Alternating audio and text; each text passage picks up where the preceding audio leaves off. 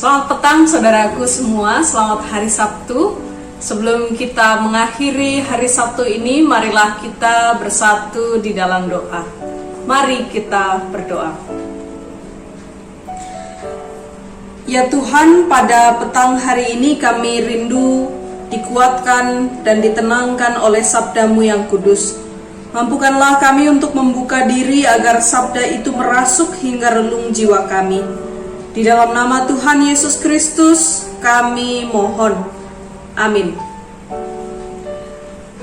Saudaraku semua, saya mengajak kita untuk membuka Alkitab dari Mika pasal 7 ayat 1 sampai 6. Mika pasal 7 ayat 1 sampai 6. Saya bacakan untuk saudara semua. Celakalah aku, sebab keadaanku seperti pada pengumpulan buah-buah musim kemarau, seperti pada pemetikan susulan buah anggur. Tidak ada buah anggur untuk dimakan atau buah ara yang kusukai. Orang saleh sudah hilang dari negeri, dan tiada lagi orang jujur di antara manusia. Mereka semuanya mengincar darah, yang seorang mencoba menangkap yang lain dengan jaring. Tangan mereka sudah cekatan berbuat jahat. Pemuka menuntut, hakim dapat disuap, pembesar memberi putusan sekehendaknya, dan hukum mereka putar balikkan. Orang yang terbaik di antara mereka adalah seperti tumbuhan duri, yang paling jujur di antara mereka seperti pagar duri. Hari bagi pengintai-pengintaimu, hari penghukumanmu telah datang. Sekarang akan mulai kegemparan di antara mereka. Janganlah percaya kepada teman, janganlah mengandalkan diri kepada kawan. Jagalah pintu mulutmu terhadap perempuan yang berbaring di pangkuanmu. Sebab anak laki-laki menghina ayahnya, anak perempuan bangkit melawan ibunya. Menantu perempuan melawan ibu mertuanya. Musuh orang ialah orang-orang seisi rumahnya. Demikianlah sabda Tuhan untuk kita semua. Saudara-saudaraku, pernahkah saudara-saudara mendengar orang bercanda gitu ya?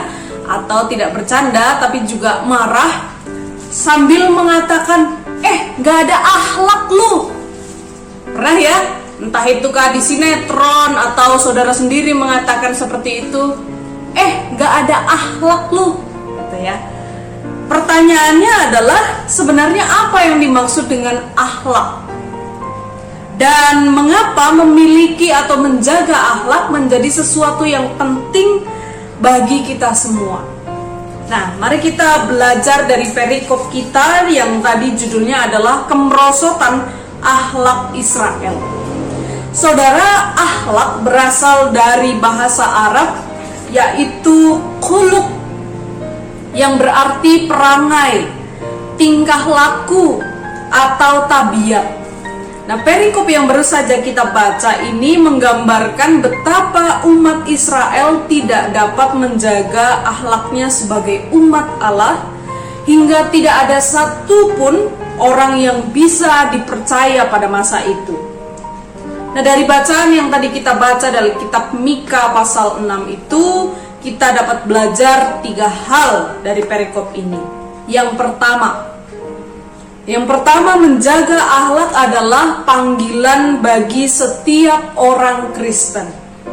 Akhlak atau perangai setiap orang Kristen harus mencerminkan apa yang baik menurut Allah dan yang dituntut Allah dari umatnya.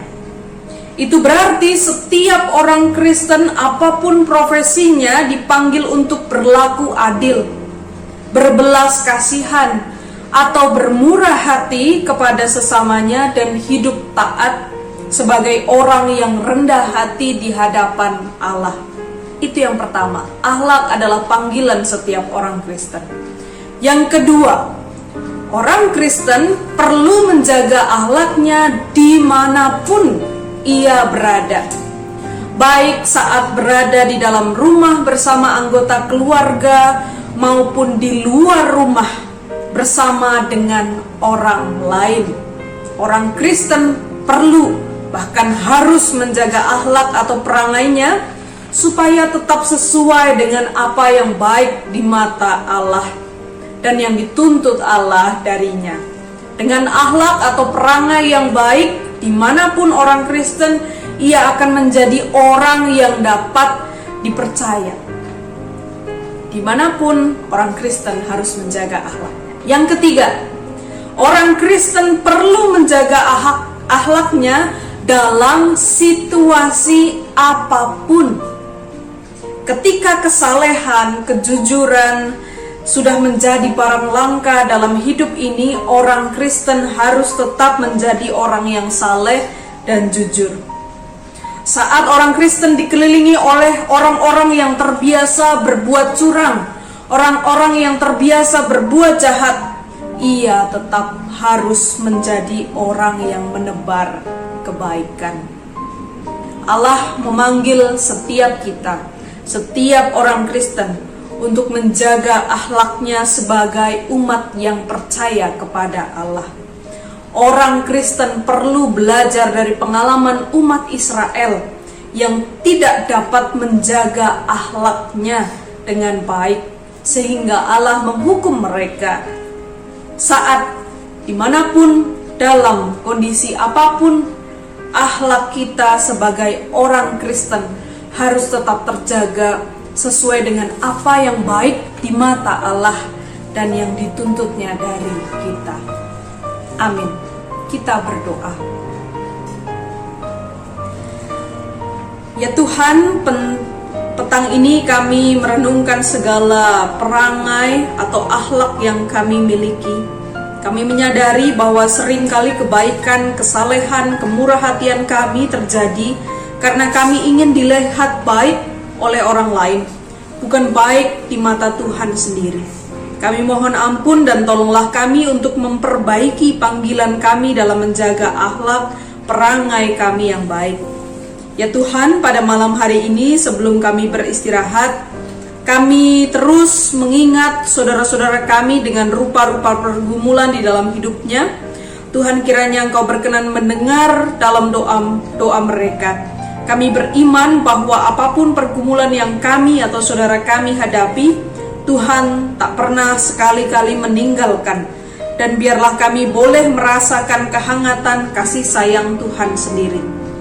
Ya Tuhan, pada malam hari ini kami ingin beristirahat. Kiranya Engkau terus menjaga kami dalam misteri malam hari ini.